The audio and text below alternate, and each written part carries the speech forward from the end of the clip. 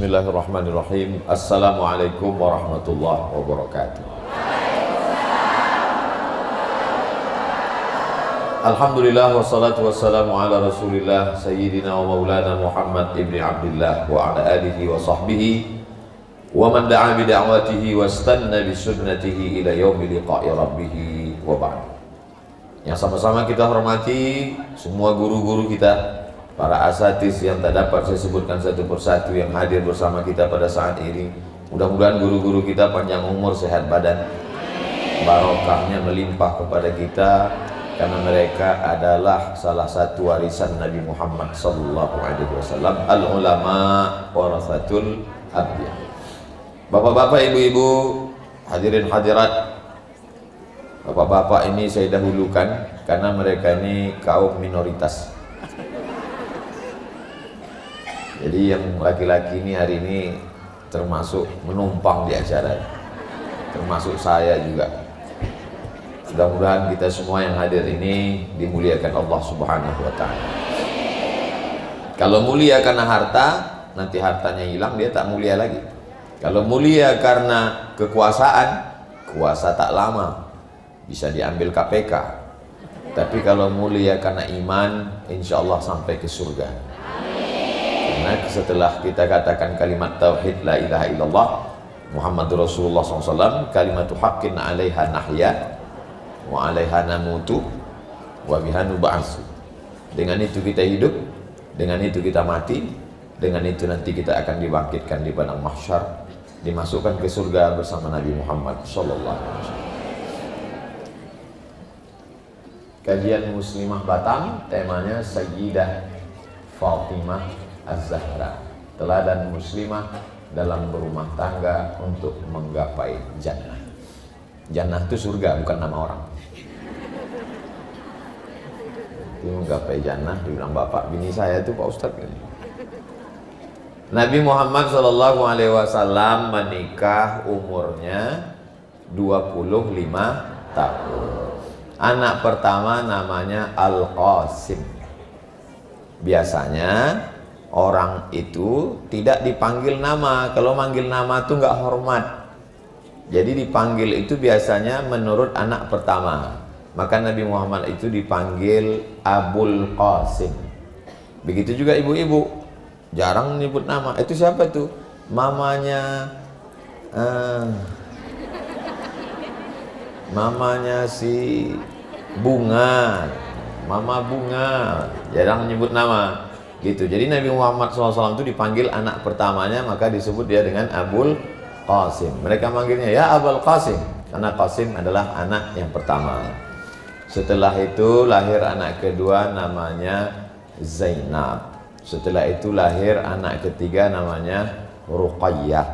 Setelah itu lahir anak keempat namanya Ummu Kulthum.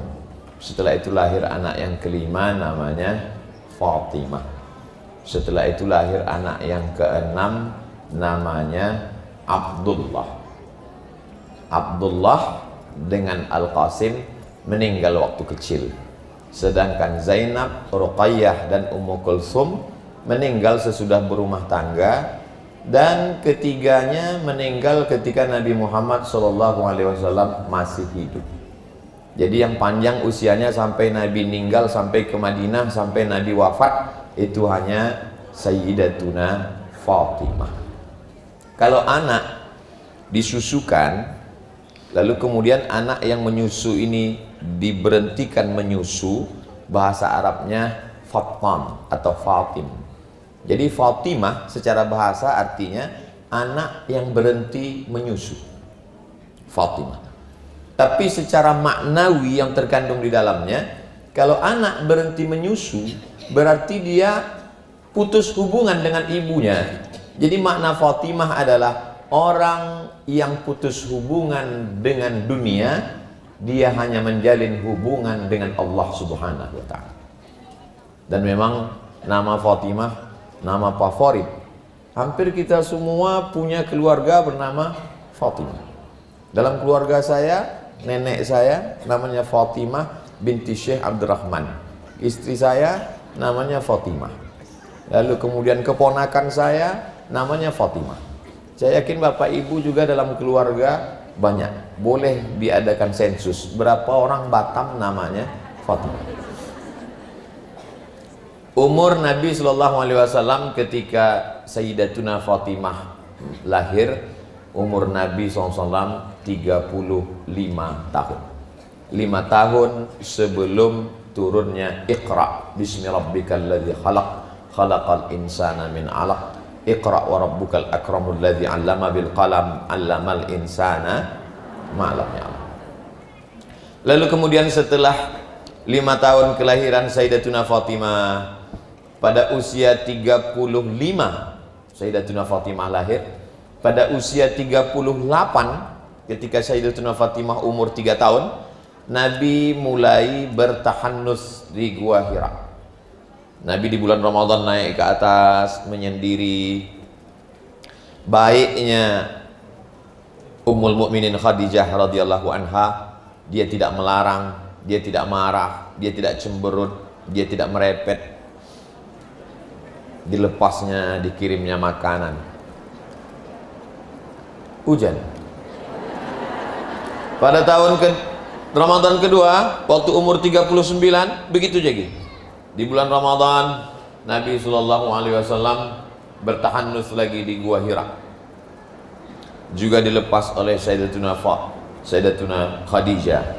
Pada umur yang ke-40 tahun, disitulah datang malaikat Jibril alaihissalam membawa wahyu yang pertama. Iqra bismi rabbikal ladzi khalaq khalaqal insana min 'alaqin iqra wa rabbukal akramul ladzi 'allama bil qalam 'allamal insana ma lam ya'lam. Ketika itu umur Nabi 40 tahun, umur Sayyidatuna Fatimah berusia 5 tahun. 3 tahun pertama amat sangat berat. Ketika itulah orang kafir musyrik mulai memusuhi Nabi SAW.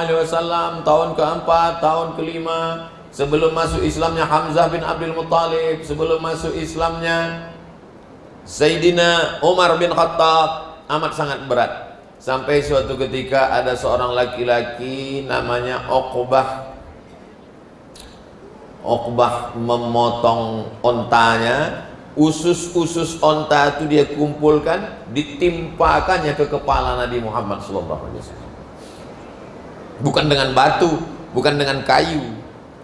Kalau batu, kayu artinya kan apa yang dapat saja. Memang betul-betul niat, sengaja mengambil usus onta yang berdarah, busuk, bau, kotoran, sampah, najis, itu ditimpakannya.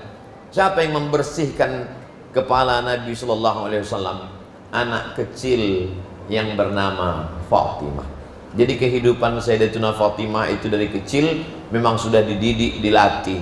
Usia 3 tahun ayahnya sudah bertahannus. Usia 5 tahun ayahnya sudah mendapat wahyu. Usia 8 tahun, sekitar 10 tahun menghadapi penderitaan. Dari mulai berdakwah diam-diam sampai akhirnya dakwah. Saat dia mendengar, telinganya mendengar mestinya pujian, ayahmu hebat, ayahmu orang berkuasa, ayahmu pedagang sukses. Bukan itu yang didengarnya. Apa yang didengar Sayyidatuna Fatimah? Yang didengarnya adalah sahir, ayahmu tukang sihir. Kadzab, ayahmu tukang bohong. Asatirul awalin, ayahmu tukang dusta. Pada saatnya mereka diembargo. Seluruh Bani Hashim diembargo. Muhammad SAW bin Abdullah bin Abdul Muttalib bin Hashim. Seluruh keturunan Hashim tidak boleh berdagang, tidak boleh berjualan, tidak boleh menikah dengan orang luar sebelum meninggalkan ajaran Muhammad SAW. Ternyata ujian hidup yang begitu kuat mendidik pribadi seorang perempuan yang tangguh bernama Sayyidatuna Fatimah. Apa pelajaran yang bisa kita ambil? Kalau anak-anak kita dibesarkan hanya bapaknya yang hebat, yang mulia, yang dihormati, yang disanjung tinggi, nanti kalau bapaknya meninggal dia tidak bisa hidup susah. Jadi yang dikhawatirkan itu bukan anak kita miskin, yang dikhawatirkan itu bukan anak kita nanti menderita, yang dikhawatirkan itu adalah anak kita tidak sanggup tegak di atas kakinya sendiri karena dia tidak terbiasa mandiri. Sayyidatuna Fatimah dibesarkan dalam lingkungan yang luar biasa, saat dikecam, diejek, dicaci maki, disumpah serapah dan lain sebagainya. Sampailah pada akhirnya dakwah Nabi Shallallahu Alaihi Wasallam terus mengalami tekanan, dan puncaknya adalah meninggalnya Sayyidatuna Khadijah Al-Kubra. Tahun itu disebut dengan Amul Huzni. Terlepas dari ikhtilaf tahun berapa meninggalnya, ikhtilaf di antara sahabat, tapi yang jelas kalau dihitung 35 tahun Nabi dapat Fatimah, umur 40 usia Fatimah 5 tahun, berarti ketika hijrah itu 5 tambah 13, berarti usia Fatimah ketika itu 18 tahun. Sebelum usia 18 tahun dia sudah kehilangan seorang ibu, seorang ayah dengan penuh tekanan. Masyarakat Makkah mengejek, mengolok-olok, caci maki, sumpah serapah, dan dialah pembela. Ketika Nabi SAW sholat di samping Ka'bah sendirian, datang orang kafir musyrik Quraisy menyungkup kepala Nabi dengan kain, mencekiknya. Datang Sayyidatuna Fatimah. Mereka tidak berani melawan perempuan. Seandainya laki-laki mungkin mereka cincang, tapi karena perempuan mereka lepaskan. Dan sampai hari ini memang tak ada yang berani melawan emak-emak.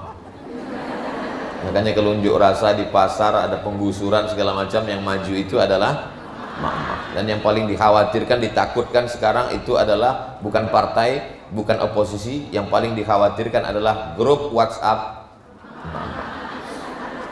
Jadi memang dulu perempuan ini luar biasa. Jadi kalau ada bapak-bapak yang amat sangat takut pada perempuan, itu bukan sesuatu yang baru. Kafir musyrik jahiliyah dulu pun takut dengan perempuan.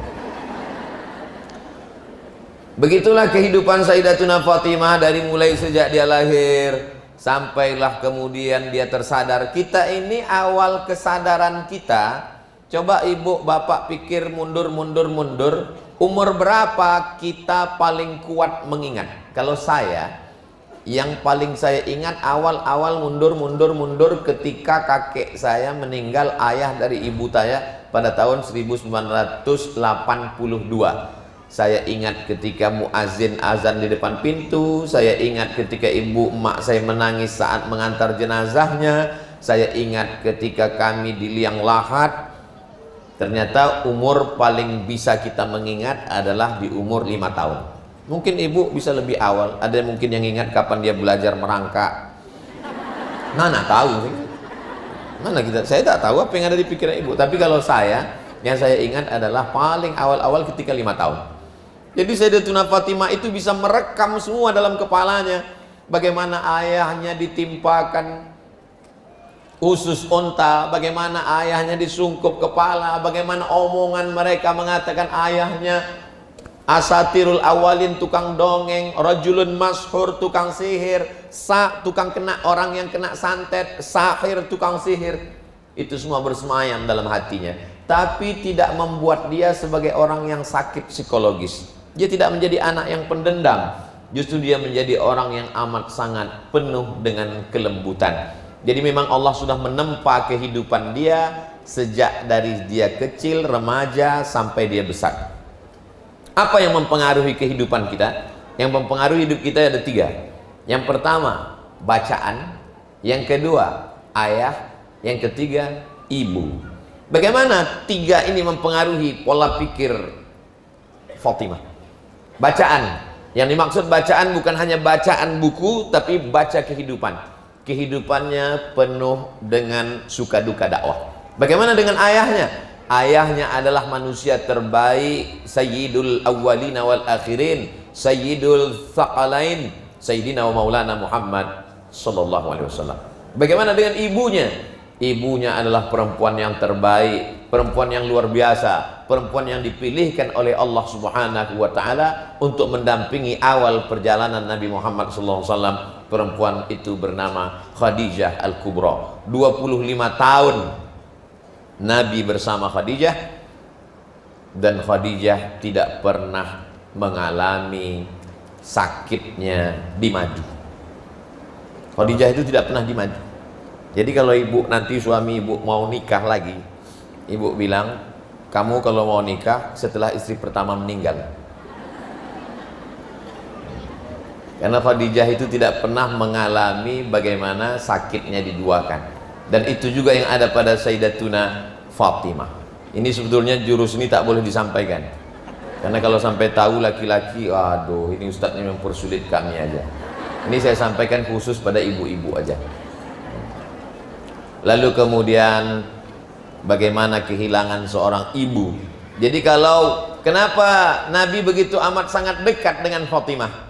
Karena memang Nabi Shallallahu Alaihi Wasallam sebagai orang pertama dari semua laki-laki di dunia ini, maka betul ungkapan orang sekarang dalam metodologi metode pendidikan anak, laki-laki pertama tempat jatuh cintanya anak perempuan adalah ayahnya. Itu ungkapan orang sekarang.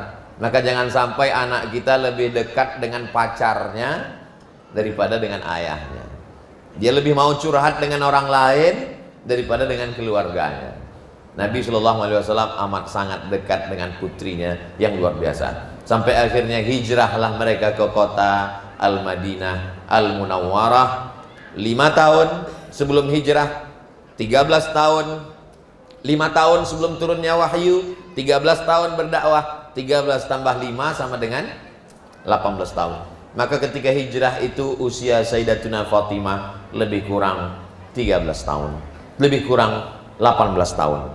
Sampai di kota Al-Madinah Al-Munawwarah tahun pertama dengan berbagai macam kesulitannya. Tahun kedua, jadi cara menghitungnya 5 sebelum turun wahyu, 13 selama di kota Makkah, 2 setelah sampai di kota Madinah. 5 tambah 13 tambah 2 sama dengan lebih kurang 20 tahun.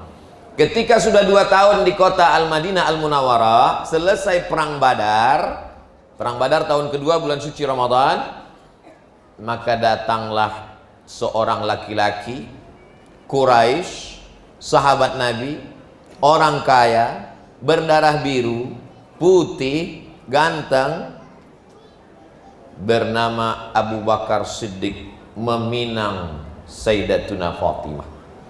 Tapi kemudian tidak diterima Nabi Muhammad sallallahu alaihi wasallam.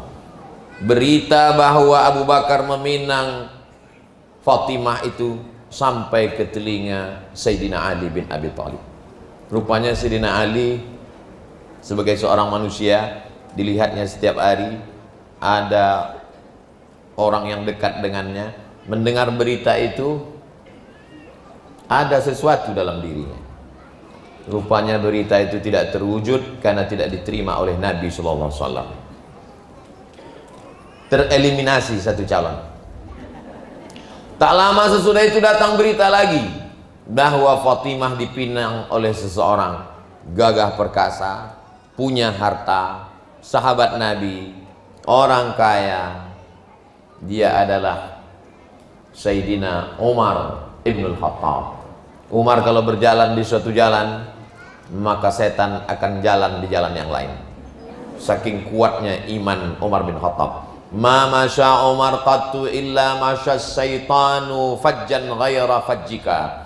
Hai Umar, kalau kau lewat di suatu jalan, setan akan lewat di jalan yang lain. Begitulah takutnya setan kepada Umar bin Khattab. Datang Umar meminang, Umar bin Khattab pun tidak diterima. Ini pelajaran bahwa kalau datang orang meminang anak ibu, lalu kemudian tidak diterima, tidak perlu marah. Persahabatan masih tetap berlanjut. Hai anak-anak lajang, kalau pinang kalian ditolak, jangan langsung ke dukun. Hai bapak dan ibu, kalau kamu suka terima, kalau kamu tak suka jangan menjadi permusuhan.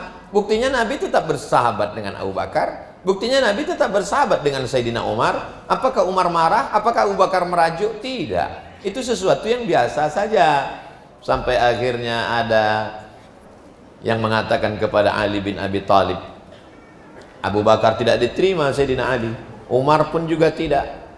Maka Sayyidina Ali datang menghadap Rasulullah sallallahu alaihi wasallam. Ketika Sayyidina Ali, kata Nabi bertanya kepada Sayyidina Ali, ma ji'ta bihi, Apa yang membuat kau datang kemari wahai Sayyidina Ali? Alaka hajatun? Apakah kau ada keperluan? Fasakata.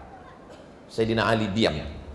Sayyidina Ali yang panglima perang, Sayyidina Ali yang anak muda gagah perkasa, Sayyidina Ali yang keturunan Nabi Ibrahim dari Ismail alaihissalam, Sayyidina Ali manusia tercerdas, Sayyidina Ali adalah pintunya kota ilmu. Tapi ketika bicara di depan Nabi SAW tentang masalah yang satu ini, tak berani dia ngomong. Ini pelajaran bagi anak muda. Kalau kalian Minang, jangan datang sendirian, bawa orang lain. Bawa Ustadz Haruna, bawa Pak Haji, jangan bawa saya. Kalau kalian bawa saya yang diterima. Kata Nabi SAW, pede kali Ustadz ini.